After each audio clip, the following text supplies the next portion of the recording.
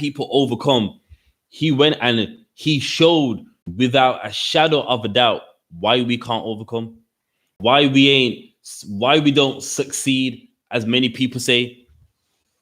Even the Africans, like what the Africans say, you know, Jamaicans been in England for so long. Another guy is like in a hair shop. All we have is a barber shop.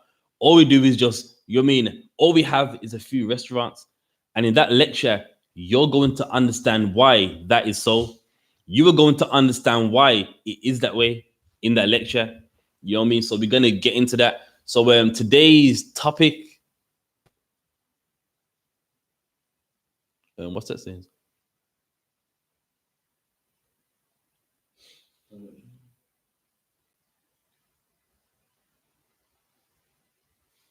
All right, no sweat. So now in today's class, we're going to get into Esau is the oppressor. Now, why are we getting into this? Because you got many people that believe Esau and his descendants, which are Edomites, they're just a tribe of Arabs. You know what I mean? That is taught and it's nothing new. You know what I mean? People think, you know, nah, that's the revelation. Listen, in mainstream Christianity, a pastor, he would teach you Esau is just a tribe of Arabs. In Jehovah's Witness Hall, they will teach you that Esau is just a tribe of Arabs. In you know what I mean, in any Christian theology, if that's what you want to call it, they will teach you that Esau is just a tribe of Arabs. And according to the Bible, that is not true, man. According to the Bible, they are incorrect. Even in the Bible, if you want to put Bible history down, Esau could not be Arabs. Esau will be today the European race, man. And we're going to get into that in the Bible. Now, you know what I mean? Later on down the line, we might do a history class on it. But today, you know, it being scripture breakdown class, in the contents of the Bible, Esau could not be a tribe of Arabs. Esau could not be just dwelling in where would it be in what's in like they wouldn't be dwelling in Saudi Arabia. It wouldn't make no sense. If you believe in the Bible, if you read the Bible, then that does not make no sense. So I'm gonna get into Genesis 25 and 25. So of course, you know, like anyone, let's read their origins, and then we will get into prophetical events in the Bible also as well. So let's get Genesis 25. Well, matter of fact, we can start at 20. Genesis 25 and 21. And Isaac entreated the Lord for his wife. So now, for those of you that don't know, with Isaac's wife, at one point, she couldn't have any kids. And he entreated the Lord, meaning he went to a man of the Lord for his wife. You know what I mean? He didn't talk to the Lord directly. You know, if you want to entreat of the Lord, what do? You go to a man of the Lord. For example, in the time of Isaiah, if you wanted to learn about the Lord, what would you do? You would go to Isaiah. If you wanted to know about the Lord in the time of Ezekiel, who was a man of God, what would you do? You would ask Ezekiel, and Ezekiel would find out what the Lord wants. That's all throughout this book. Every man of God, they were the person that you went to learn of God, and what they said, that was what God said. So likewise, Isaac done the same thing. His wife couldn't have any kids. He went to a man of the Lord to find out, like, why is this for his wife? Because she was Aaron, meaning she couldn't have any kids. So he went to ask a man of the Lord, like, why is this? Why is this happening? And the Lord was entreated of him. So the Lord heard him. So the Lord entreated, like he heard, like, okay, you're concerned about your wife. So the Lord heard it, and it's going to explain what happened. And Rebecca, his wife, conceived. What does that mean? Meaning his wife was able to have kids. So now the word conceive, what does that even mean, to hold in? If you conceive something, meaning you hold it in. So with Isaac's seed, she held it in and had the ability to have kids. Verse 22, and the children struggled together within her. So now she had kids and she had twins, and they are struggling within her, meaning they're fighting. Reading on. And she said, if it be so, why am I thus? Meaning, if it's so that the Lord wants me to have kids, why is it this way? Why is it so hard? Why are they fighting? You mean if the Lord wants me to have kids, why isn't this so easy? So she's saying, okay, the Lord wants me to have kids, but why is it thus? Why is it this way? Why is it these kids inside me, they're fighting? Why is it becoming so difficult? Read it on. And she went to inquire of the Lord. So meaning she went to the man of the Lord. So now remember, now first her husband went, she had kids. Now they're fighting within her. It's hurtful, the pain, the agony. So what does she do? Now she goes to a man of the Lord to ask, well, if this is of the Lord for me to have kids, then why is it so painful? Why is it so hard?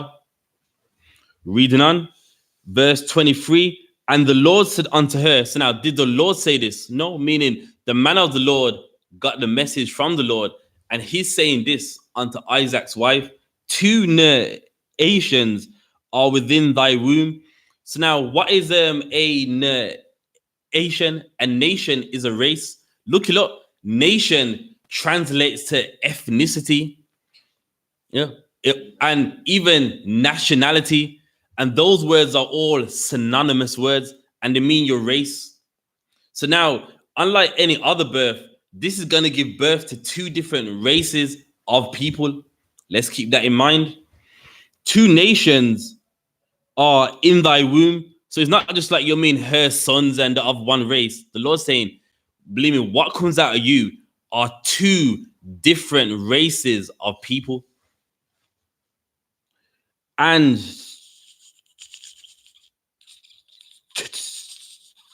two manner of people shall be separated from thy bowels. So meaning once they're born, these are going to be 2 different nations, man. They're going to be separated from your bowels, meaning once they come out of you, they're going to be separate. They're not going to be like, okay, in times in the past, even though they are twins, they're of the same race. The man of the Lord saying these 2, they're different. They ain't the same in this case. From thy bowels, and the one shall be stronger than the other people. So the Lord saying one is going to be stronger than the other. Now, of course, if you know the UPK, Esau is the so-called European of today, and the Israelites are us, man. So-called blacks, Hispanics, and the native Indians. And are we stronger than the Edomites? Yes, we are, man. Mentally, are we? Yes, we are, man. And how do you know? Look at life. Look at what black people have went through for over 400 years, and we're still here strong, can laugh. We can do things which really, if we wasn't so strong, we wouldn't be able to even do it, man. When you see a black man laughing and making inventions and just living everyday life, after his ancestors went through 400 years of working in the cane fields, the cotton fields, that's a strong people right there, man. Look at other nations. For example, are we the only nation to be enslaved? No, we're not. But if you look at every other nation, you look at how they live now. They're not strong like us, and look at them. They're dying, mentally ill. Have all these things from the event. Now, do we have some? Yes. But we are so strong, we can even say, forget about it, man. Right. We are so strong. We have, we can even laugh about it. even though we should not. We can go, yeah, because you enslaved me 400 years ago and laugh about it. Why? Because you are a strong race of people. Irish people, from what they've been through, are they strong? No. They complain about it till this day and are still affected by it. While as us as black people, we can overcome it. That's what the Bible means by one people shall be stronger than the other. Now let's look at the so-called white man for the sake of terms. Has he been through what we have? No. And can he mentally handle things like us? No, we can't, man. White people, they do some ridiculous things over rent bills, over tax. They can't pay rent. What do some of them do, man? Go rob places, kill people. When the debt collector man comes, the one that beats him up and fight, what do black people do? I ain't got the money, Well, you know what? You're gonna have to just take it then.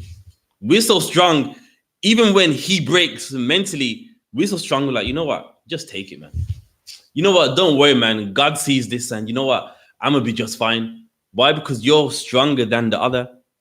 Rich white people, when they're in debt, they kill their family. While as black people, we can be in debt and just laugh about it. Go, you know what? They get what they can get, man. Why? Because you are stronger than the other. Right. You are stronger than Esau. And that's the thing. That's what the Bible said. One nation should be stronger than the other. Now, that's on a mental aspect. And there's many other aspects, even in the gym, all that stuff. So the Bible says one nation will be stronger than the other. And once you know who these nations are, it's evident who is stronger than the other. And life shows you that all the time, man. One nation is clearly stronger than the other nation, and that's Israelites, man. Israelites are stronger than their brother Esau, stronger than the so-called white race, if that's what you want to say. And that's what we see, man. One people shall be stronger than the other people, and the elder shall serve the younger. So now usually in inheritance, the brother that is the older one, he gets it. But God's saying, nah, this case, I'm gonna do something different. The older brother, he's gonna serve the younger. And who came out first? Esau did, man. And he's gonna serve the younger in the kingdom of heaven. You know what I mean? So the Lord already established this. The Lord already laid out what would happen. So now, again, if you don't know who they are, you don't know what these verses mean, and you're going to read stuff and not understand it. And then because of Christian philosophy, you're going to believe that Esau is the Arabs. You're going to believe there's some Arab race of people dwelling in Saudi Arabia and that part of the world. And that doesn't make no sense according to the Bible. If you believe this Bible is real, if you believe what happened in the past of the Bible did happen, and what happened in the future is going to happen, then Esau could not be the Arabs. That's right. It wouldn't make no sense. Esau could not be some Arab tribe up in Saudi Arabia, up in Damascus. You know what I mean? That would not make no sense at all, man. And that's the problem. So now, you know what I mean? In Genesis 25 and 23, that, one people shall be stronger than the other. I gave some examples how us as black people, we are stronger mentally and physically as well. You know what I mean? With the so-called white race, for, conversation's sake, you know what I mean? Whenever he's in debt, he kills his family, man. Yeah, Hispanics and Native Indians, we are stronger mentally. We handle it, man. Even our life, man, full of debt and loans and credit cards, and we laugh about it and we pay that loan. A European, he's stressed, man. You can't even talk to him without him being angry, getting red in the face, man. Why? Because one people are stronger than the other. Read verse 24. If you don't sweat. You don't sweat. All right, verse 24. And when her days to be delivered were fulfilled, behold, there were twins in a room. So remember now, these are twins, yes, but what did it say above? That they're not going to be the same. It said two nations are in thy womb. So it's not, like regular twins where they're of the same race. God says, I'm dividing these two twins. Right. So verse 25, and the first came out red all over like an hairy almond. So the first twin, he came out over red and hairy like a garment. So now let's break it down. The so-called European, is he white? I know today is called white people, but that is a new term. What now when you look at him, what is the color of his skin? Pink. And what is pink? A derivative of red. Is pink mixed with white, which is still in chart of red if someone wants to get technical. Pink is a derivative or a shade of red. So, and hairy, now you can look ancient caveman depictions. Even they knew that the caveman was a very hairy man. The person that dwelt in the mountain was very hairy. If you can, I'll give you an example. If you can, on a search engine, get up Charles Bronson. He's an Englishman. I believe he's England's most dangerous prisoner. So meaning he's dangerous. He beats up police, bites off ears, bites off nose. Very strong. Is England's most dangerous man. And let's look at Charles Bronson. And let's see if we get Esau out of this. Red and hairy. It's like a spiritual level. No sweat. It is what it is. No sweat. Well, when we get it, we'll give you the example. So, us being in England, we're going to get an Edomite at the center of Esau. And let's see if he fits it, man. So, when we get there, we'll give you the example. So when the first came out red all over like an hairy garment. Yeah. Yeah, Bronson. Now there's the Hollywood one and the English one I'll show you. Yeah, the English one. And to be fair, even his name ain't Charles Bronson. They called him that after the actor Charles Bronson. So when we get that, so.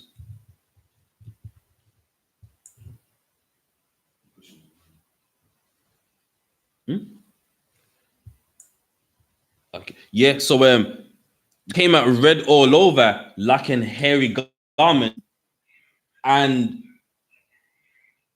they called his name Esau. So now that lets you know how Esau looked, man. Esau was red and hairy all over, and So now already that's giving you how Esau looked. Now, of course, it doesn't stop there. People think that's all you got. But let's go into the prophetical events as we roll on down through the class. 1 second.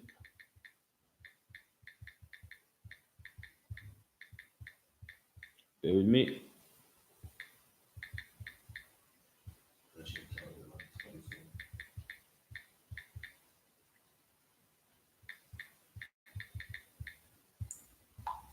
Yeah. So now, So now that lets you know how Esau looks. Now, why is it mentioning him? Because all throughout ancient history, you look up ancient Indians, anywhere ancient Romans, they had hue in their skin. And what is hue? Darkness. Now, regardless of how much, that's through the history you look. But every nation had some hue in them. But in this instance, it's letting you know that he was red all over. Letting you know that with this descendant or this person here, something was different about him. So if you can get me Charles Bronson, and look at him, man, red and hairy all over. I don't know if the camera's showing him. Just like Esau right there, man. I believe he used to live in Uten. That's like southeast of Birmingham on the map. And look at him, man. It's Luton, yeah, it's just like the north part of London. Looking, man, red and hairy all over. And that's a European in his natural state. You know what I mean? So, you know what I mean? That's that one there. But of course, you know what I mean? That's not all we got. You know, everyone loves to talk about that's all you got. Come on. Do you really believe that, you know what I mean? We would just use that one there just to show that Esau is the European of today. You know what I mean? Believe me, man, we got much more and we'll get into it as we go through the class. So that's Charles Bronson there, man, a very crazy psychopath, you know what I mean, psychotic guy right there. That's an example of it right there, man.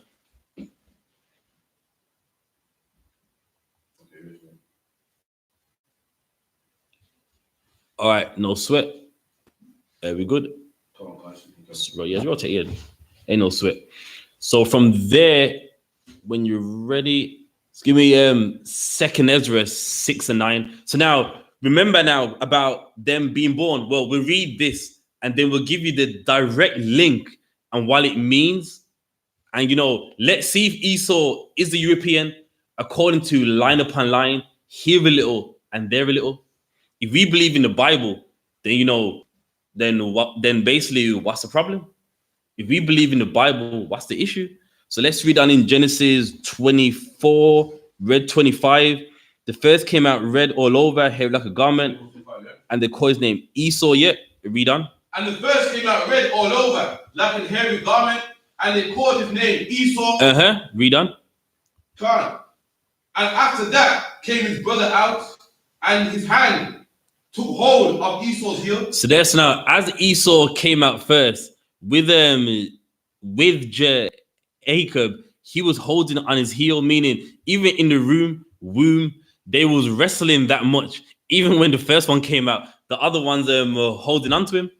You know what I mean? Now we're gonna find out what that represented, and also why doesn't it talk about how Jacob looked when he came out? Why? Because he had hue like everybody else, man. Right. That's why it mentions how one looked and not the other, simply because this one was like, it had to be documented, like, right, it came out red all over and hairy, like, damn. While as Jacob, he's not written up because he looked like everyone else in that time, had a hue in their skin. Simple as. So now, let's get line upon line, here a little, there a little, man. You know what I mean? So let's get Second Ezra 6 and 9. Then we're gonna get into the Zondervan Bible Dictionary too, man.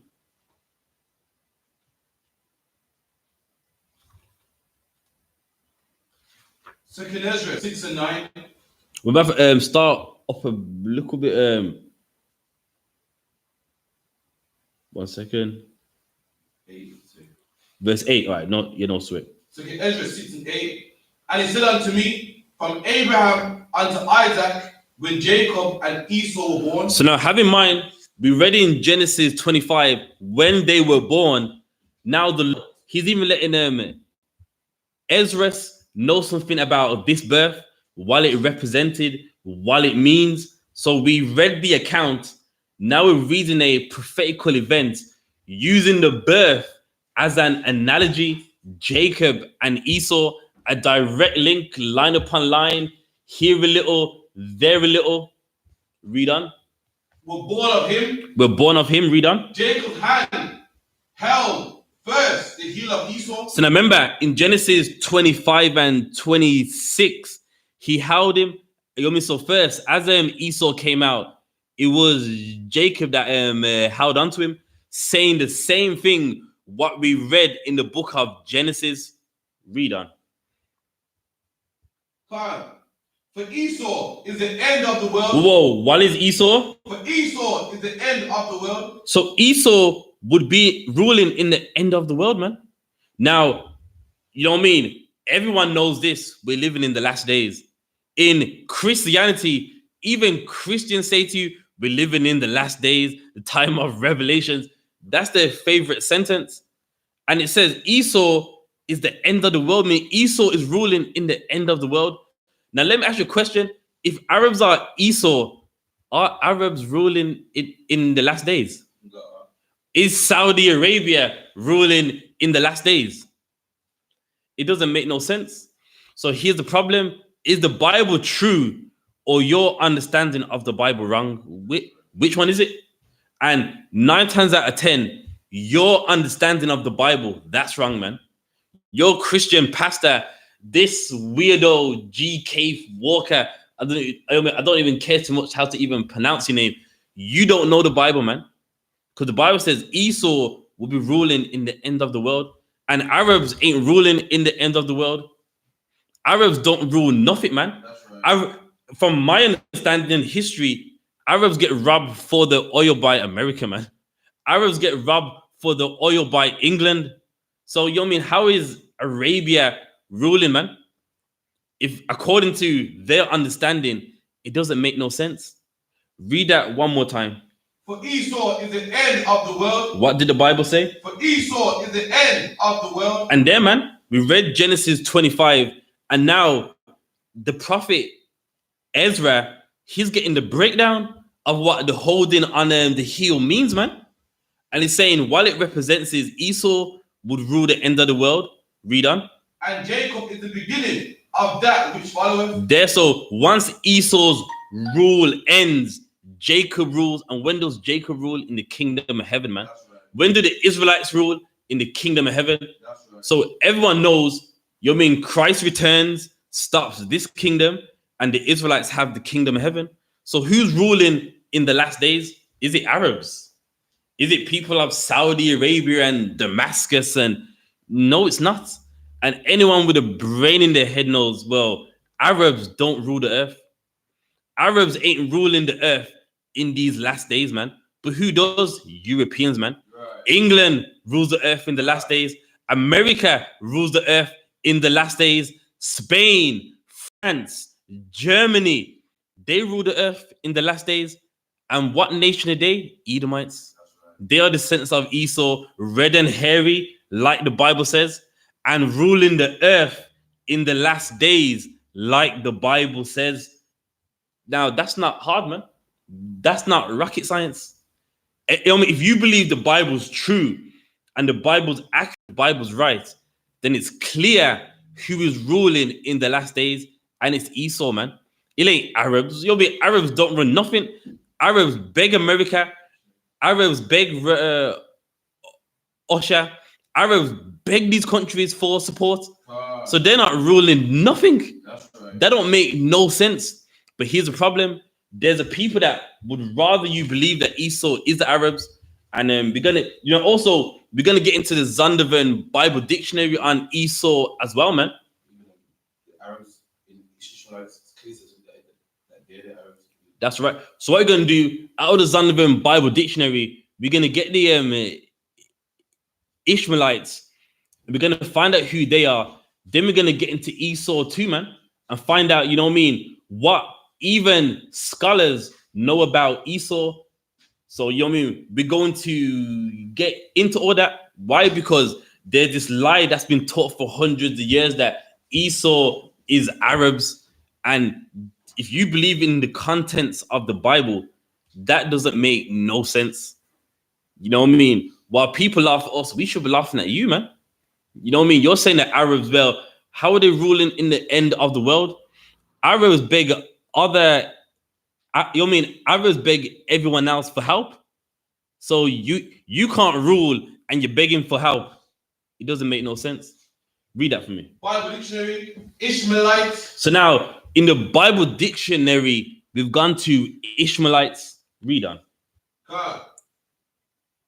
A descendant of Ishmael, the son of Abraham and Hagar, whom Abraham sent away into the desert after the birth of Isaac. Read on. The word is apparently used in the Old Testament in a wider sense, referring to nomadic tribes of northern Arabia. Of northern Arabia. Read on. All Arabs following Muhammad's example. So hang on now. All Arabs that followed Muhammad's example, meaning they took up the religion of Islam.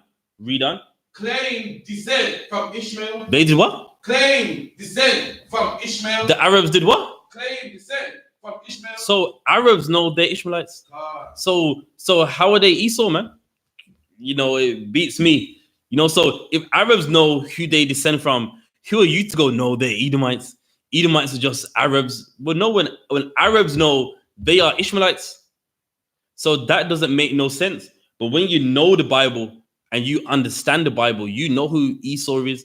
Esau is the modern day European, man. That's right. Esau is the modern day American, Right. the modern day Scottish, British, modern day Irish, Welsh, what's some other ones? Spanish, Portuguese, Dutch, German, what's some other? Romanian, Czechoslovakian, you know what I mean, Russian.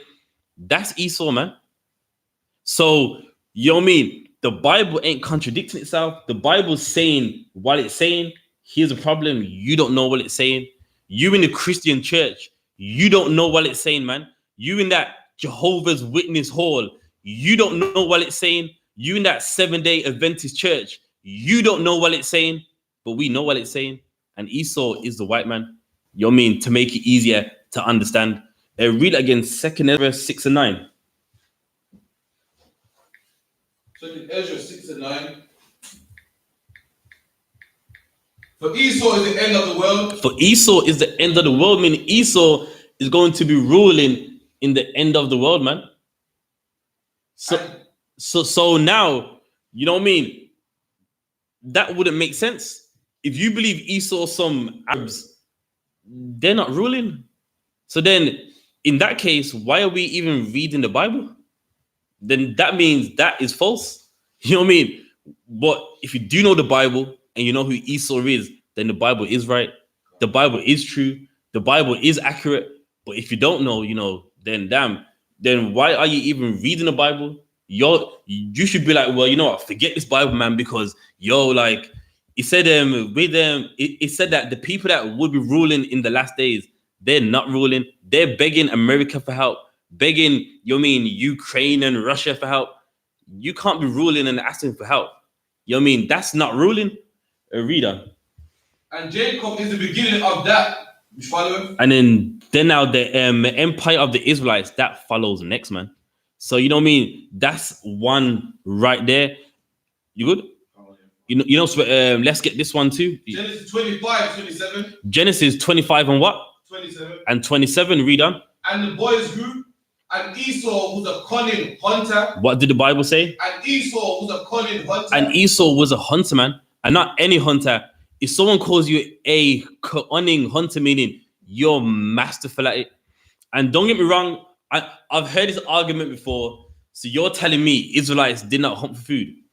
You're telling me, you know, Arabs and many other people did not hunt for food. Of course, people hunted for food.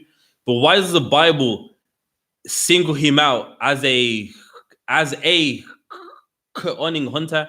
It's letting you know something that, you know what I mean, with him, he was the best at it, man. He was masterful at hunting.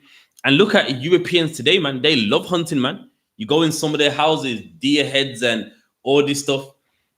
And that's the same attributes they have even till this day, man. And you're telling me this is in the Bible for no reason. It's just there because, you know, God just wanted it there. It's there for you to read and understand it, man. Letting you know the nature of Edomites, that they are cunning hunters, man. They found who is it? Saddam Hussein. It was just on the ground, and now for him to get any air, all he had was a straw, and they found him, man. That's a hunter right there. When you can find a man in an open land, you mean where he's hidden, and the only air intake he has is a straw, you are a cunning hunter, man. When you can locate someone by just, you know what I mean, air, you are a cunning hunter. And all the weapons they have, that shows they're a cunning hunter. Why? Because no other nation thinks like this. Except when you're a hunter, you think, you know what, to hunt him, this satellite, it can pinpoint him, and this bomb here, that's a cunning hunter right there, man. And it's in the Bible for a reason. Read on. And Esau was a cunning hunter, of a man of the field. A man of the who? A man of the field. A man of the field. And even Europeans today, man, they love the field. You know what I mean? They love the hunting. They, you know what I mean, love the field. And it's not in the Bible for no reason. It's in the Bible as indicators, man.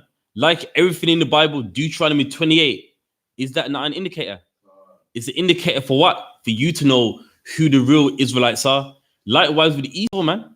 The Bible gives you indications so that you know who he is, you know what he likes, you know his attributes, and that's why it's in the Bible also as well. Read on. A man of the field. A man of the what? Of the field. Of the field, man. People love outdoors, man. And Europeans love outdoors, man. Love camping, love this, love that, rock climbing, skydiving. You mean anything involves outside, that's embedded in European culture, man.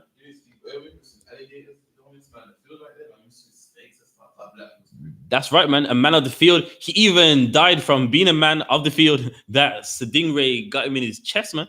But he died being a man of the field. Even sometimes he's so much of a man of the field. There's something that could probably take his life. And he's such a man of the field, excited. Look at this snake. It's poisonous. It'll kill me if I move 1 inch. And he's saying it so excited. Like, look, and it'll take my life. And the snake's just all around him. So I can't move. And like, that's a man of the field, man. And they have that attribute. Read on. And Jacob was a plain man, dwelling in tents. And Jacob was a plain man, dwelling in tents, meaning a man that just like basic life. A man that liked to stay in his tent, just like black people today, man. Right. Just home on the Xbox, man. Just home on the PlayStation 4. Just playing whilst he's outside skydiving, mountain climbing, using those boats on the rivers. You know what I mean? While as Jacob, the Israelites, the forefather of the Israelites, was just so plain, just so out there living life. You know what I mean? And you know what I mean? And again, that's another attribute of the Bible, man.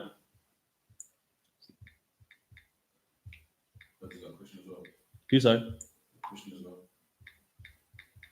Who sorry? So my question said, okay. So what religion are you? I'm so confused. Okay. First off, we're not a religion, so you know what I mean. All right, religion is something that anyone can join from as long as you share those same opinions. Like you know what I mean, religions today. What's some religions today? Christianity. Can anyone join that? Yeah. If you believe what they teach, you can join that religion. You know what I mean? Like even with the Islamic religion, you believe Muhammad is the last messenger, you accept the Quran as the word of God, you can join regardless of what race you are. You know what I mean? While as the Bible, with its understanding, is not a religious book. The Bible is for Israelites only. And who are the Israelites today? Black people, man. Blacks and Hispanics. You know what I mean? If you ancestors were sent to the Western Hemisphere, sent to Jamaica, sent to the West Indies, you are an Israelite, and it's found in the Bible. So we ain't no religion. This is about nationality. Religion has ideologies, opinions, beliefs. This ain't any of that, man. With Christ, in the Bible that everyone reads, he didn't come to spread no religion. Christ came to wake up Israelites by blood. Not of religion, not by what they believed, not by their opinions. He came to save a bloodline, and that's the difference. So this isn't religion. This is nationality. This is race, which matters above any religion. You can share ideologies, opinions, but that religion ain't who you are. You can be a black man in the mosque. You are an Israelite, regardless of you believing in those opinions, regardless of you sharing those beliefs. And that's the difference. So we ain't no religion. We are Israelites by blood. Give me that in Isaiah 46:3.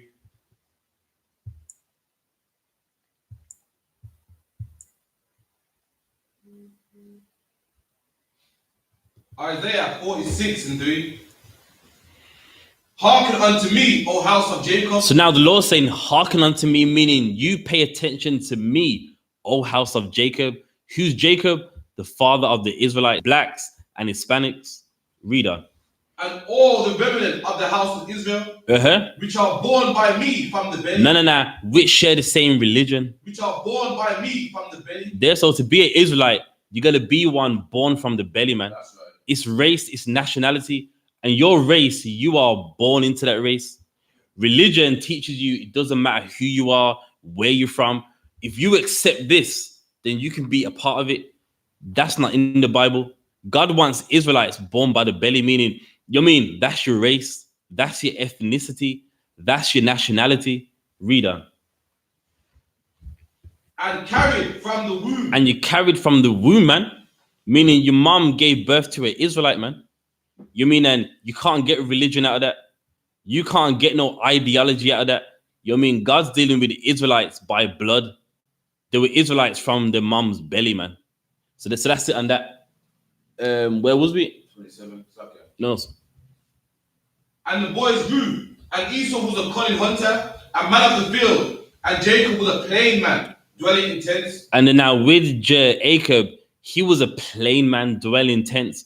Just like black people today, man, plain. We don't do much, just hanging out, whether it's in your house, on the corner, in a shop, in the club, just playing. Like our entertainment don't involve so much. Whereas Esau, he's a man of the field, cunning hunting, skydiving, mountain climbing. He's hunting, rifling, doing all these things.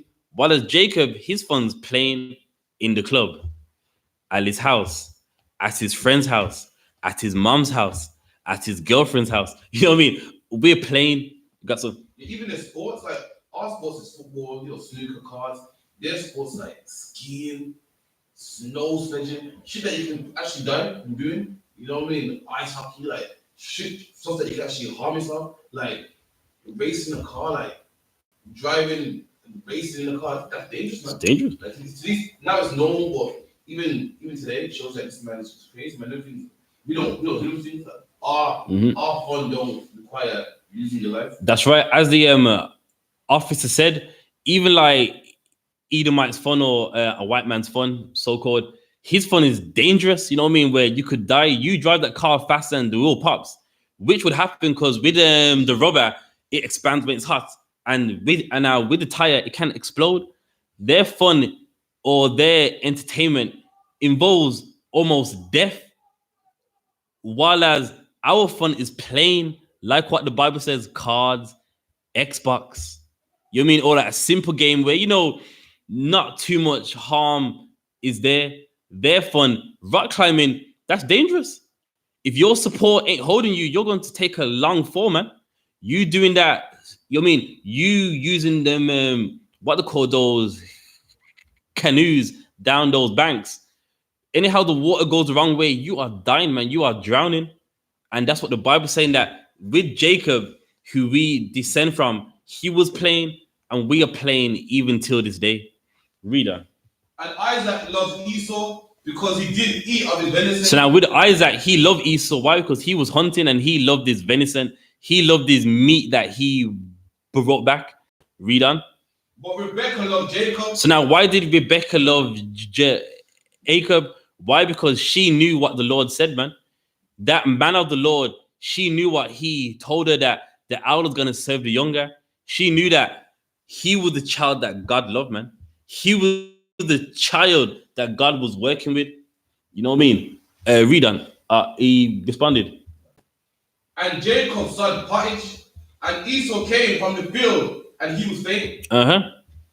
When Esau said to Jacob, "Feed me, I pray thee, with that same red pottage." So now this red soup that had meat in it, Esau's like, listen, feed me with that same red soup, man.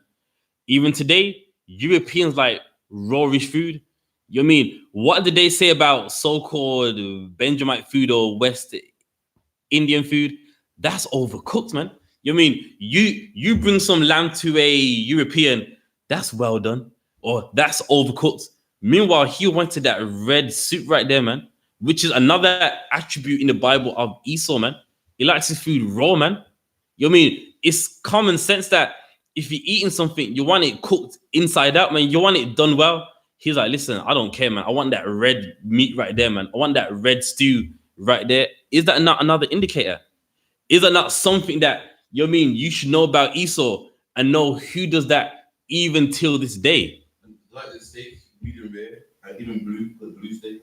Blue steak, you meaning that? You should just touch the pan, pow, a second, and the other side. And that's dangerous, man. A blue steak meaning with the pan, it just been hitting like one side, then flipped over, and that's their food, man. You know what I mean? Give me Obadiah. I was more than that. Okay, no sweat. For I am faint, therefore was his name called Easu. Therefore, his name was called what? Easu. What is it? That's right. Therefore, his name was called Edom, and Edom means red, man. I mean, from that day, it's like, rah, well, you know what? We're gonna call him Edom, man. He ate red stew. It wasn't even cooked. And you know what I mean? Then they gave him another name, which was called Edom. You gotta think. Give me Obadiah 1. So a bit more okay, yeah, let's get that as well. Also, yeah, let's run it down. Come. Therefore was his name called Edom, and Jacob said, "Sell me this day thy birthright." So now, you mean because he wanted that red meat, with Jacob, he said, you know what, sell me your birthright. Meaning, you know what I mean? Obviously, in the Bible, usually who is born first gets everything. But he's saying, nah, if you want this, you gotta sell me that birthright, man. And we're gonna find out if he did or he didn't. Read on.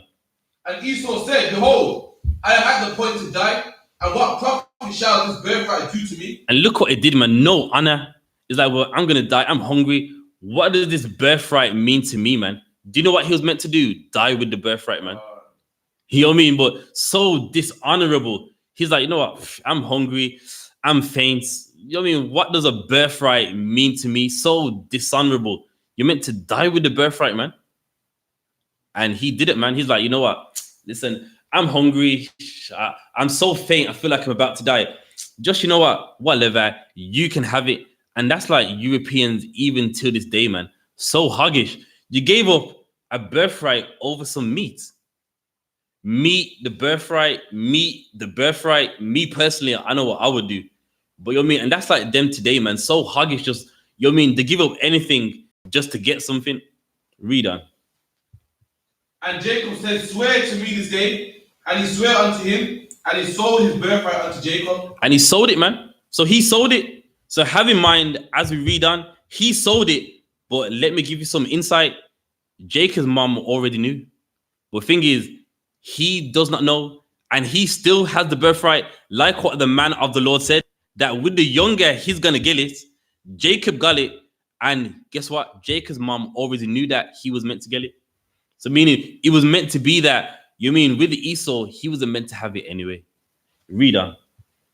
God. Then Jacob gave Esau bread and pottage and lentils, and he did eat and drink and rose up and went his way. There, so after he had the food, he rose up and went his way, went about to doing whatever he had to do. Read on. And he despised his birthright. And he despised it. Why? Because he should have died with it. You know what I mean? You gave it up for some food. And then guess what? After you got the food, you just went up and rose. And you gave up something so valuable just for some food for that time. You know what I mean? That means deep down, you hate that birthright, man. Read on. Chapter 27. And it came to pass that when Isaac was old and his eyes were dim, so that he could not see, he called Esau his eldest son. So now, at this time, Isaac's old, his eyes are dim, meaning he's blind. You know what I mean? That's just another way of saying that he could hardly see, man.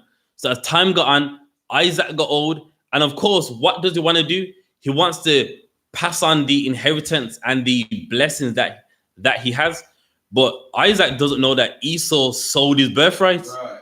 Isaac doesn't know that. His wife knows that the man of the Lord said, the elder shall serve the younger, meaning the younger, he's meant to get these blessings. Read on. And said unto him, my son. And he said unto him, behold, here I am. And he said, behold, now I am old. I know not the day of my death. So he's saying, listen, I'm getting old and I don't know when I'm going to die. So he's saying, guess what? It's better that you receive this now because I do not know when I'm going to die. Read on. Come.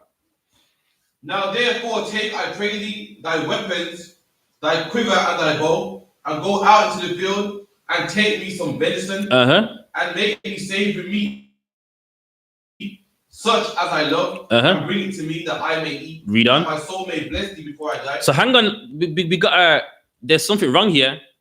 Why is he going to get the meat so that he can receive the blessings from his dad when he sold the birthright? You know why? Because in mainstream religion, what did they like to say? Jacob robbed the birthright. Jacob's a thief. He's not a thief. He made an agreement and he has it. You can't make an agreement and now you realize how valuable it is. All right, you know what? I'm gonna go out and hunt. I'm gonna get that meat, and then I'm gonna get those blessings of you also as well. You can't do that, man.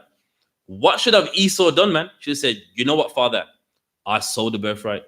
You know what? It shouldn't even be me in this room right now. Jacob. You know what I mean? Then he should have came in. But guess what? Esau being such a thief, you know what I mean? Even though he sold the birthright, he's out there getting ready to do everything to receive the birthright, man. Read on.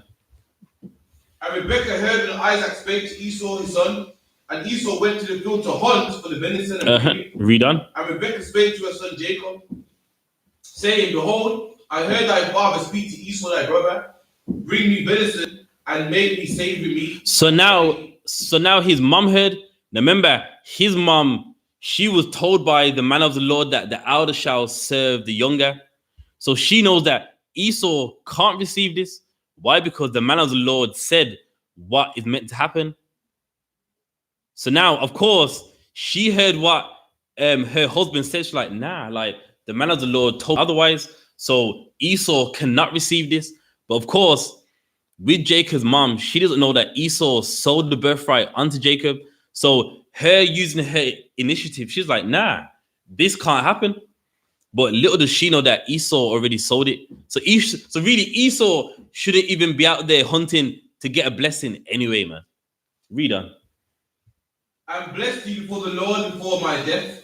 Now therefore, my son, obey my voice according to that which I command thee. Go now to the flock and fetch me from thence 2 good kids of the goat. All right. No, so for time's sake, you know what I mean? Esau did not get the blessing. Jacob received it. He had to put hair on his hands to be as hairy as Esau, and he received the blessing. Just for time's sake. Okay. And when Esau heard his father's words, he cried with a great and exceedingly bitter cry. There, so now he come back with the venison, but then he's like, hang on, I've blessed Jacob. Why? Because he put the hair on his hands, pretended to be Esau. So now when Esau comes back, he's weeping like, no blessings. But I went out and got the meat. But again, what's wrong with this? Someone online, make me understand what is wrong with what Esau's doing.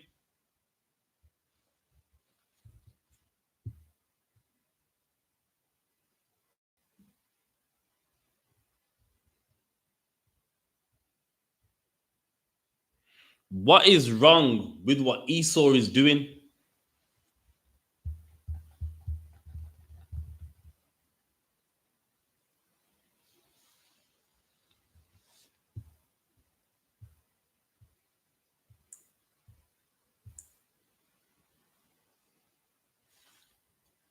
Let's give you a minute, then of course I have to answer it.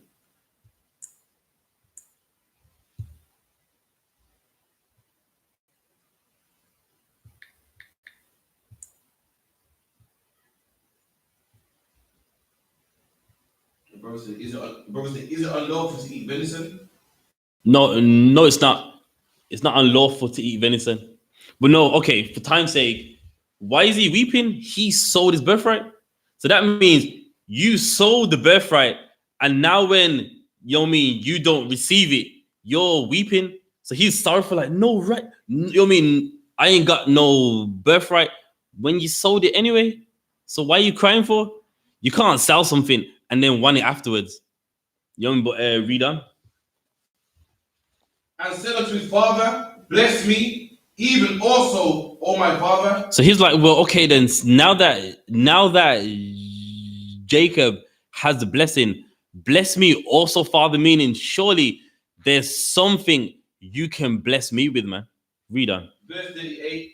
And Esau said unto his father, hast thou but one blessing, my father? So meaning, have you got something for me? You know what I mean?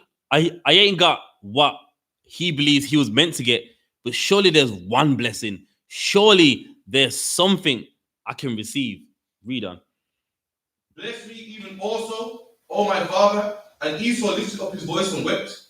And Isaac his father answered and said unto him, behold, thy dwelling shall be the fat of the earth. So now, one blessing he gave to Esau was, thy dwelling shall be in the fatness of the earth, meaning you're going to have the best of this earth, man. And in these last days, what people have the best of the earth, man. Remember in 2nd Ezra 6 and 9, Esau is the end of the world.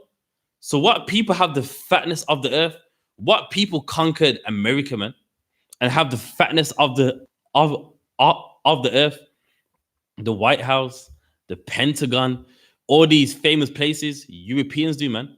What people have the fatness, what people down there single-handedly own this earth, Europeans do, man.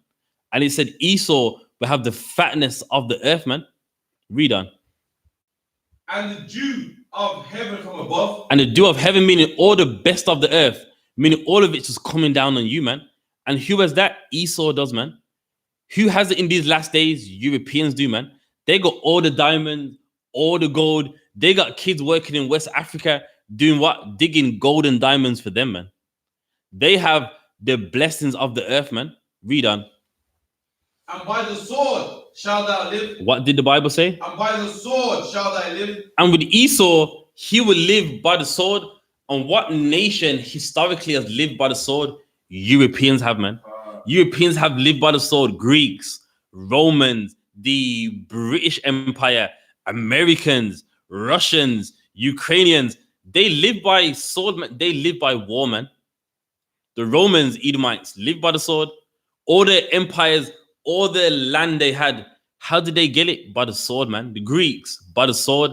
The British Empire that colonized South Africa and everywhere, Australia, how did they get that? By the sword, man. And that's what Esau got, man. That's the blessing of Esau, that he should, rule by the sword. Read on. And shall serve thy brother, and it shall come to pass, when thou shalt have dominion, that thou shalt break his yoke from off thy neck. And hasn't that happened? We know who the Israelites are, that's us. And they broke their yoke. They broke our yoke that we had upon their neck, meaning they rule over us. And doesn't the European rule over the Israelites? We're in Handsworth with what? Europeans ruling over us, man. We're in London with Europeans ruling over us. We're in Jamaica with Europeans ruling over us, man. We're in Trinidad, Guyana, Montserrat with what? Europeans ruling over us. And that's Esau, man. Read on. God. And Esau hated Jacob because of the blessing wherewith his father blessed him. And there you go, man. Esau hated Jacob because of the blessings he got from his father. And isn't that like today, man? Why do Europeans hate black people so much? Because we got the blessings of the Lord, man. Because the Lord's with us. Give me Obadiah.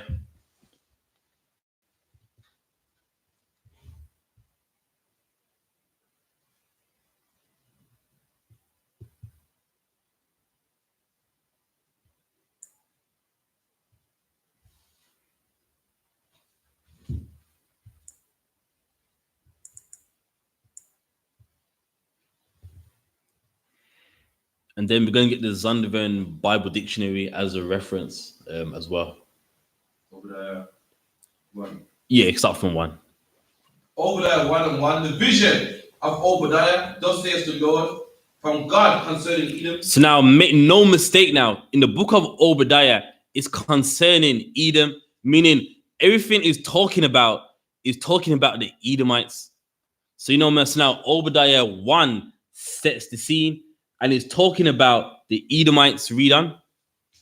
We have heard a rumor from the Lord, and an ambassador is sent among the heathen. So what's it talking about? An ambassador?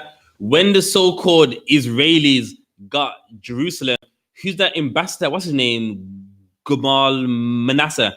He said, how can the Jews leave black and come back white? It's his reference. You can look it up online. And then what did he say? Is like, nah, while these Europeans are in this land, they won't get no peace. And the Egyptians, which were Arabians, of course, in that time, Iraqis, and many people of the Middle East made war against them. Like, listen, you ain't the Jews, and that's history. So that ambassador was sent against them. Like, listen, these ain't the people of God. And who are the Israelis today? They're just modern day Europeans that call themselves Jewish people, which are Edomites also as well, which I've got in history books. Read on. Arise ye, and let us rise up against her in battle. And that's what he said, man. It's like, listen, don't give them no peace. You know what I mean? It's researchable information. Read on. Behold, I have made thee small among the heathen. Now, hang on. Esau is small among the heathen, meaning, what does heathen mean? Nations. And Esau is small among the heathens. Now, look it up. What is the smallest race on the face of the earth? Europeans, man. White people. And you can look it up. There's more Arabs than white people, more Indians than white people, more Chinese than white people, more Japanese than white people. As much lands as Europeans own, they are the minorities even in them lands, man. You compare the European race to every other race, they are small, man. What nation is small among the heathen? Europeans are, man. You want to know a fact? Even in Russia, as big as it is, that is the most unpopulated place on the earth. Russia, as big as it is, not much of them even live there, man. And that's why, because they're small among the heathen, even though they own so much countries, killed, apartheided so many, even in them lands, they are small, man. That's one indicator. Read on. Thou art greatly despised. But the pride of thy heart hath deceived thee. Thou that dwellest in the clefts of the rocks. Though that did what? Dwelleth in the clefts of the rock. So what does that mean? At one point, Esau dwelt in the clefts of the rock. Now, how do you know Europeans are Esau? What is a term that people use for someone who's from Europe? I'll see who's got it online.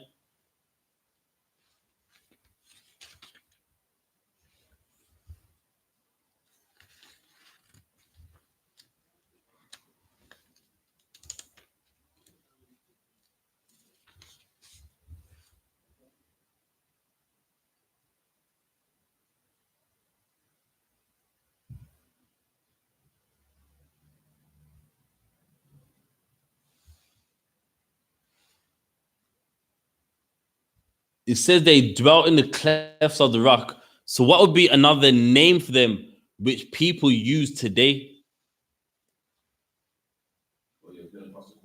Okay, let's give her a hand. That is the right term there. A Caucasian. That is someone that dwelt in the clefts of the rock. It means a cave dweller. And Europeans, whether they're a Scottish one, British, Russian, all of them fit under that bracket right there. And that's what people that dwell in the clefts of the rock, the Caucasus Mountains. And it says it in the Bible, those that dwell in the clefts of the rock, man. What's that? A cave dweller, which is a Caucasoid, Asian. You mean even the name of it tells you where they originate from or where they was at some point in their history. Read on. God, whose habitations is high. Whose what? Habitations is high. And what is your habitation, your living, your dwelling place? Whose habitations are high? Who makes those places 60 stories high, man? Skyscrapers. Esau does, man. And that's Europeans. Now, when you don't understand the Bible, you won't understand what this is talking about. When you do, it makes clear sense and you see it every day. Read on. God, that saith in his heart, who shall bring me down to the ground? Who shall bring me down to the ground? Meaning they're very proud. Who shall bring me down to the ground? And is that not Europeans? Is that not America? Is that not England? Is that not France? You mean they have this stoutness about them, like who can bring us down? We're the greatest nation. We got money. We got nuclear capabilities. Read on. Who can bring us down to the ground? Thou that exaltest thyself as the eagle. And what does Esau do?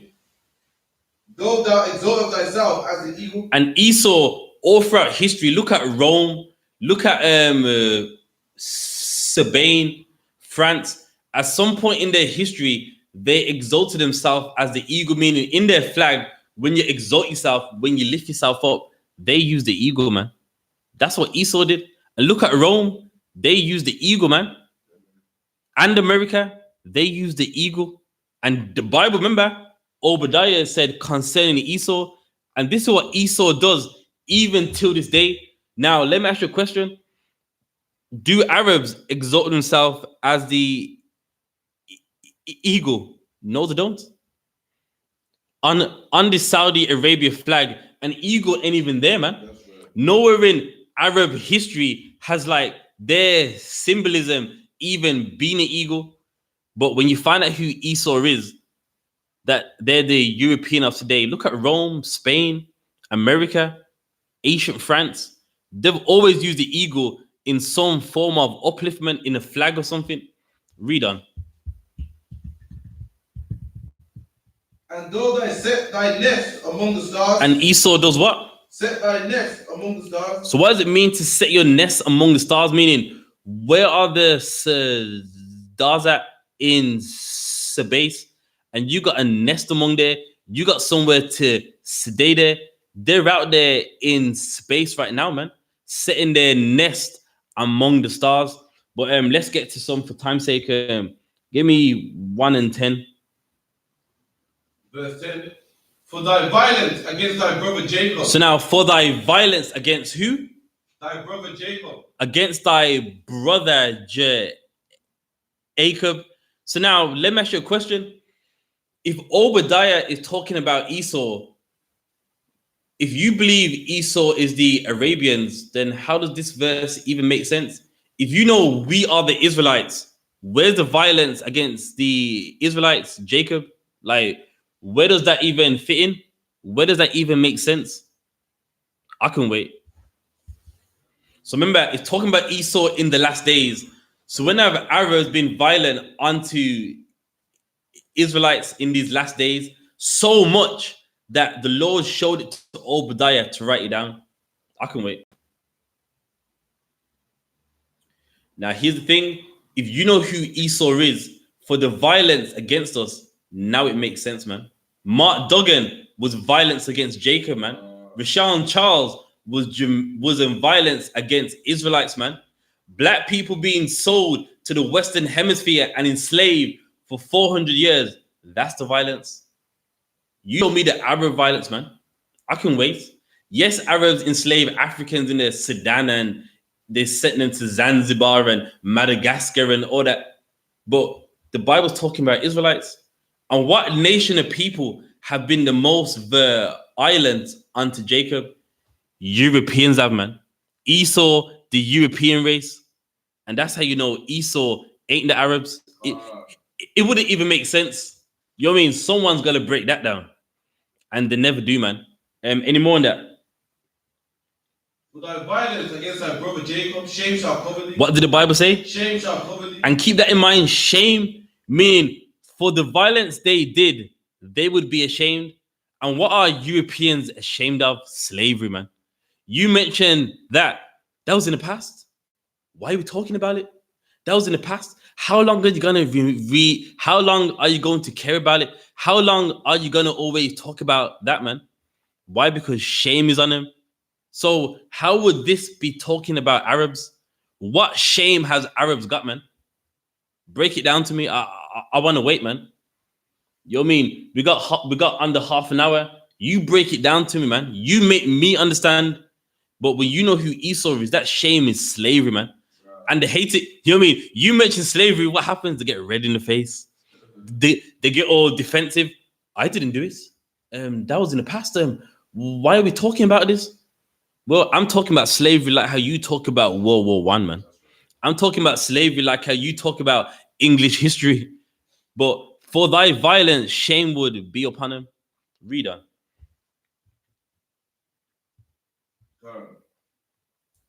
I shall cover thee, and thou shalt be cut off forever. And what does cut off mean? Dead, man. Meaning the Lord ain't giving you no mercy. When you cut something off, meaning you don't want no ties with it, man. Now let's get it out of the Zondervan Bible Dictionary concerning Esau. So let's see what the scholars know about Esau, and let's see if it's Arabs. You know what I mean? Let's make 1 and 1 and make 2.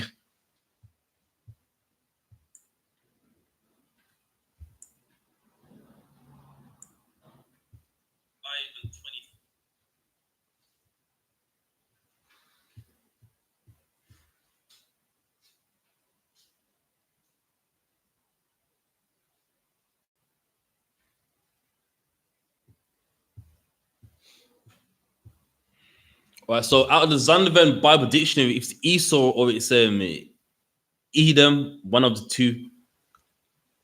I believe I highlighted in there, so we'll get that.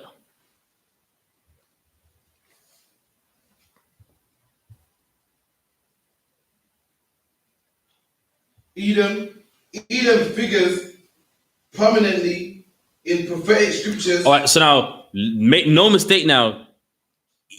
Edom is in the prophetical scriptures, meaning even scholars know a lot of what is written about Esau is for the prophetical times, for the last days.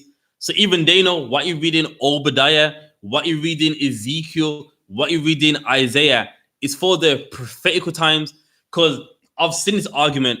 Many people that talk about Esau, a lot of what is written in Isaiah and Obadiah, they try to make it look like it was back then.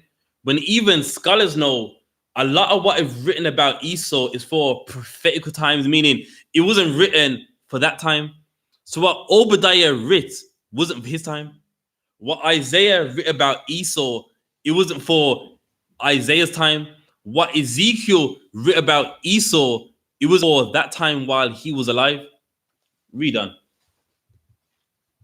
As a scene of great future judgment. As a scene of what? Great future judgment. So Esau is going to receive what?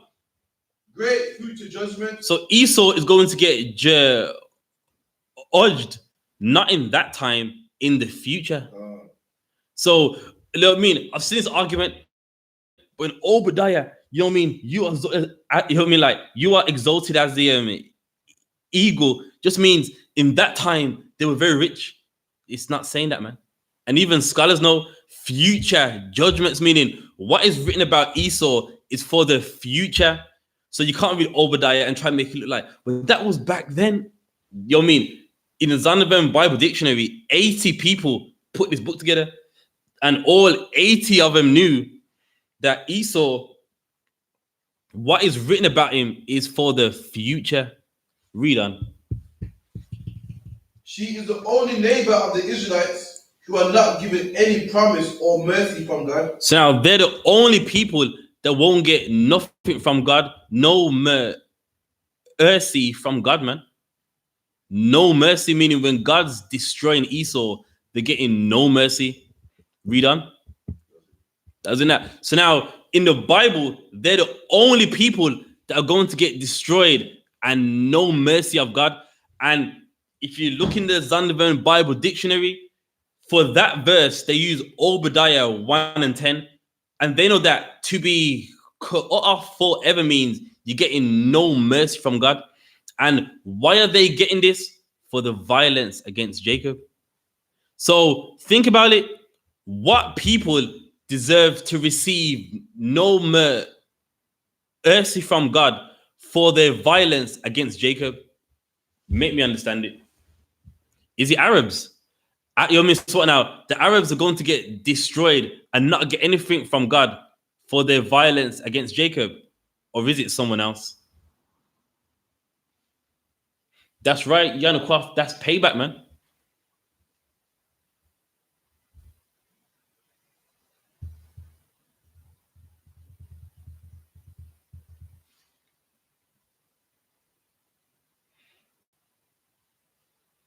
What people in this time will be destroyed for the violence against Jacob and going to get destroyed by God with nothing, man.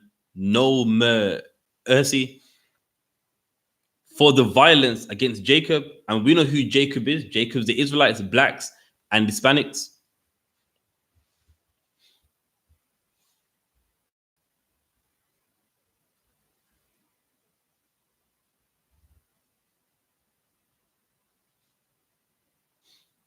That's right. You want me to give Hadassah Hakayan Karabahan, man. Yana Kwaf as well, man. It's Esau. So now for the violence against Jacob, that's why God's going to destroy him with no mercy. Now, if you know who the Israelites are, you will know what people deserve it, man. For slaving black people for 400 years, castrating them, raping women, teaching their 3/5 of a man, changing their identity to their Gentiles with their own book. That's the so-called European, man. It isn't no one else. And that's why many people would rather it be Arabs, because they love their oppressor, man. That's what it all comes down to, man. When you got people in the chat, it's not Europeans. I know, because you're with one. That's why, man. It's because somewhere down the line you got a soft spot for them, and that's why you rather Esau be someone else except who the Bible says it is, man. You rather Esau be some Arab somewhere instead of, but according to the Bible, that matches the Europeans. And we got history too, but according to history, even as well, Esau is the European, man. According to the prophecies, Esau is the Europeans. Given it in Ezekiel about the perpetual hatred, if you can.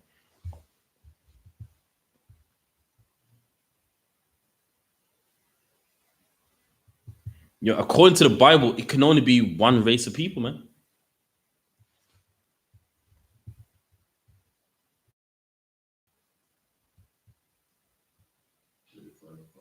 Right, Ezekiel 35:5. You got a question as well? Yeah, you can drop that in as well. Because thou hast had a perpetual hatred. All right, so now, again, remember what I said in the Bible dictionary. Esau fits the prophetical scriptures. So even here, thou hast had a perpetual hatred. You know, again, what do people say? You know, Esau lived next to the Israelites and always hated them. That's all it means. Even the Bible reference knows Esau fits the prophetical scriptures. So it's not talking about Esau then. You know what I mean? You mean many people love that. So it says, thou hast had a perpetual hatred. What people has now it's talking about Esau, but in everyday life, what people have had a perpetual hatred to the Israelites? Let's see who can answer this online. Sorry. Any drinks, bro?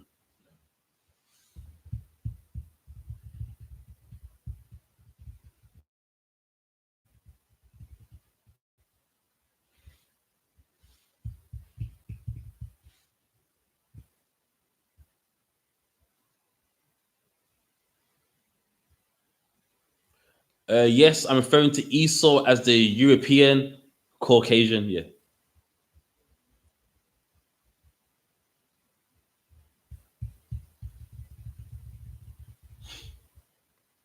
That's the European.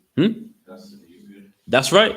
What people have perpetually hated black people, the Israelites, Europeans have, man. So now when you read the Bible and you know who Esau is, all of it makes sense. Now, if you're saying they're Arabs, that doesn't make no sense, man. So in the prophetical times, Arabs have hated black people basically hated black people nonstop. When we don't even live around Arabs in the Middle East, like what sense, what understanding do you get from that, man? You know what I mean? And for time's sake, yeah, the so-called European today is not the original European. Japhetic people lived in Europe and they were dark skinned. You know, look them up. Look at the original Etruscans, the people of Rome. They were dark skinned. You know what I mean? And you can look up many. You know what I mean? The so-called European today is an invader, but of course, there's original Europeans that were dark skinned. You know what I mean? We do that for another class. But yeah, Europeans have perpetually hated the Israelites. Read on. And shed the blood. And did what? And have shed the blood.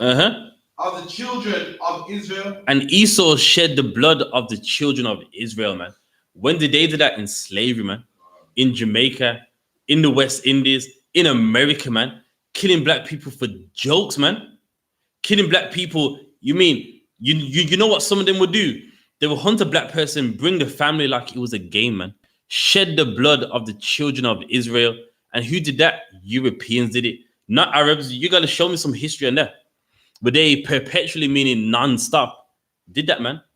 Killed us in slavery. And even when they told us that we are free, they even hunt us some more, man. Mark Duggan was a police hunt, man. You can't tell me it wasn't. That right there was a modern day lynching, man. The guy, they're hunting him, and what, like, they're hunting him for a replica gun. You're telling me in London, fast-paced London, where there's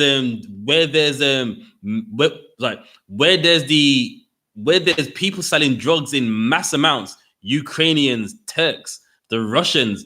You mean they sell all the heroin? You didn't want to follow them. You followed the man that had a replica gun, a gun that can't even fire, and you shoot him. That's a lynching right there, man. You mean, and even when you watch the show, one police car was hunting, one stopped the car in front, one was behind him. They're hunting him, man. You know what I mean? That's a modern day lynching, man. You find a black man who you believe tough and rough, and you go, you know what? Yeah, I'm gonna show who's tough. That's lynching right there, man. You know what I mean? And even to this day, when they kill Rashawn, Charles, Jermaine, Somali, Kerr, Ultra, that's lynching right there, man. To find someone who believes tough and go, you know what? Let's get him, man. Let's pin him down, and you end up killing him. That's lynching, and that's how you shed the blood of the people of Israel, man. Read on. God, by the force of the sword. By the what? Force of the sword. And what's the force of the modern day sword? The gun, man. By your guns, man. Been killing black people. I'll give you a fact. Even when a black man takes the life of another black man, that is still the oppressor's fault, man. I know some of you go, how can that be? Why? Because when you set up a way of life where that man in his mind believes that's all he has to do, that's the oppressor's fault, man. You know what I mean? Even though he didn't physically do it, he is behind it, man. And that's how he's took the life of the Israelites by the force of the sword. Read on. By the force of the sword, in the time of their calamity, in the time that their iniquity had an end. And who did that? We was in a calamity, man. The Lord wasn't with us. We're getting destroyed mentally, physically. And what did the European do? Take advantage of us, man. Knowing that our God ain't with us, knowing that clearly we are cursed by God, took advantage, man. Built England of what? Slave labor, man. You know, many people don't talk about England so rich, England's wealth, England's so great. How did England get so great? By slave labor, man. By a black man working in Jamaica, 12-hour shifts for nothing, man. All the gold, all the banks that England have. Why does England have it? From slave labor. And why did they get this? Because the Lord wasn't with us. And in our calamity, they took advantage of us, man. Read on. I got a question online. A topic of you are Zuid and Israel. Or the Zuids in Ireland. No, the Zuids and the Nords or the Norse, they're not Israelites. No. You know what I mean? With the Druids, they were like Irish witchcraft people, innit? Like people that done like Irish witchcraft, which I believe which one is it? It's not Halloween. Yeah, it was the Druids that came up with Halloween. In the Druid language, Halloween. And obviously over time with the English language, it became Halloween. But no, Druids and Norse people were not Israelites. Even that whole St. Patrick's Day with the clover and all that is all Druid mysticism and things like that. So no, Druids and Nords are not Israelites. What's that?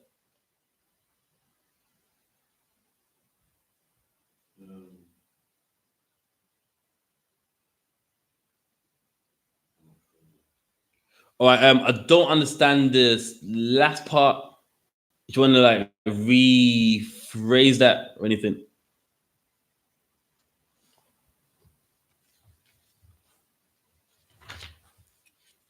I know. You know, sweet. All right, there's another one in Ezekiel as well.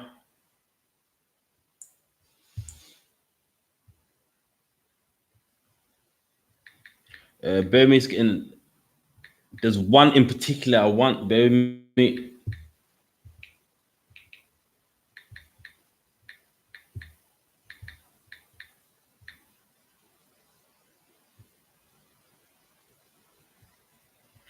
Ezekiel 25 and 14.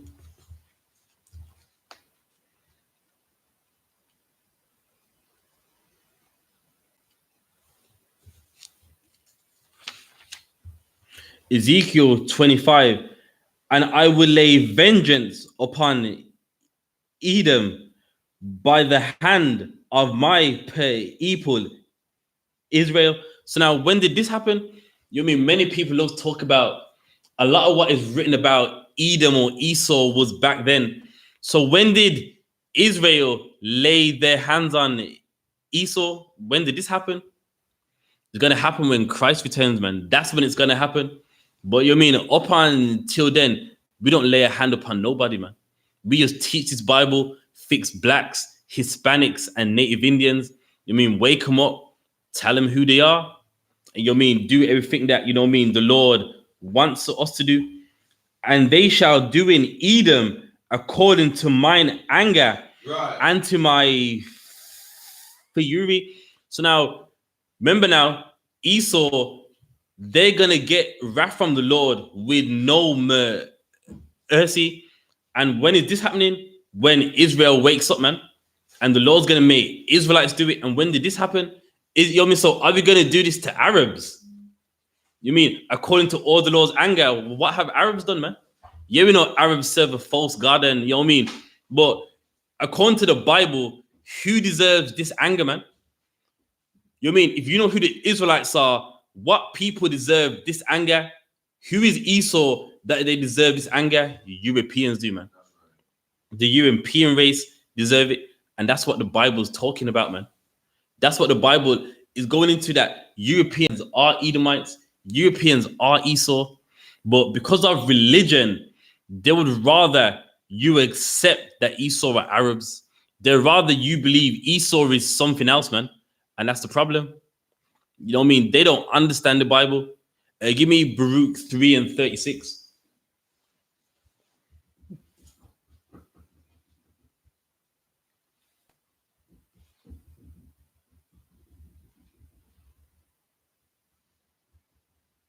Baruch 3 and 36. He have found out all the way of knowledge. So now this is the Lord saying what he done for who? Israelites. The Lord found out all the wisdom, the knowledge, understanding. Read on. And I've given it unto Jacob. No. He gave it to everyone, man. And I've given it unto Jacob his servant. And he gave it unto the Israelites, man. Meaning the understanding of this Bible, he gave it unto us. Not unto some European with Jehovah's Witness, 7-day Adventist, Christianity of today. They're going to teach you, Esau's just a tribe of Arabs living in the Middle East somewhere. But no, they're not, man. The understanding of this Bible wasn't even handed unto them. They are strangers in the Bible. They are Gentiles. You know what I mean? They're not Israelites. And they don't have the understanding of the Bible, man. Read on. And unto Israel, his beloved. And unto Israel, his beloved, meaning the people he has always loved, man.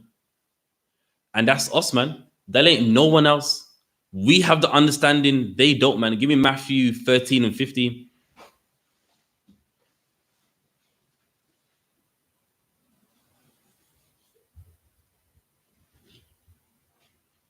Matthew 13 and 15. For this people's heart is waxed gross, and their eyes are dull of hearing. And now who's that? That's us, man. You know what I mean? We're dull of hearing. Meanwhile, the Bible's telling blacks and Hispanics who Esau is. He's the modern day European, but our ears are dull of hearing. We rather accept he's some Arabs or he's living in the Middle East, or Esau's what some people even say Esau don't even exist no more. You mean why? Because our ears are dull of hearing, and we would rather accept everything else except Esau is the oppressor, man. Esau is the person that whipped black people's backs for 400 years, made black people work for nothing, made black people build up their economy, and then tell you go back home, man. Read on. The eyes they have closed, lest at any time they should see with their eyes and hear with their ears and should understand with their heart and should be converted, and I shall heal them. And that's a problem too, man. There's some people the Lord doesn't want them to know. So now, do I wear myself out? No, I don't. But you know what I mean? At the end of the day, according to the Bible, Esau is the European, man. Regardless of your opinions, regardless of what your pastor said, regardless of what, any religious leader said, Esau is the European, man. Esau is the oppressor that the Bible speaks of, man. You know what I mean? Regardless of, but look, no, they live here. Yeah. Ever heard of you can migration? And that's what happened, man. So with that, I'm going to hand it over to priest and officer of 5,000, Karathia. With the I.S.U.P.K started at 1 West, 125th Street, Harlem, New York, under commanding General YAHANNA. Rule for a new brother and sister. When a new brother or sister comes to the school, they are off limits for 6 months. They are to be saluted only. They are here to shed themselves off the world. If they need transportation, the teacher will arrange it. After 6 months, if a brother or sister has an interest in a particular person, he or she must get permission from the head to speak to a brother or sister. There is another 6 months in which the brother and sister will call each other. After the 6-month period, the brother and sister will get permission from the head. Ties to the commandment. Numbers 18:21, Malachi 3:8-10, means 10 from the Hebrew. 10% of every increase of any, so 10% of any increase the Lord gives you. Give to the treasury department or the teacher. Priest one, not mandatory whatsoever matter with life. Upcoming holiday convocations is. No, it is Purim in March. In Purim, or I capture the bulletin board in the hallway and check all I.S.U.P.K social media. Such as Facebook, YouTube, and even Instagram as well. And if anyone wants to be a trooper in the school, if you want to be a trooper in the school, if you want to put your brick in and get his work done, start wearing all black boots, shirt, pants, headband, headscarf. Answer bro's question, right? You don't just pray to the right. You pray towards Jerusalem. So wherever you are, wherever Jerusalem is, that's where you pray. So not just praying right. You know what I mean? Got it. Okay, so with that, I remind him.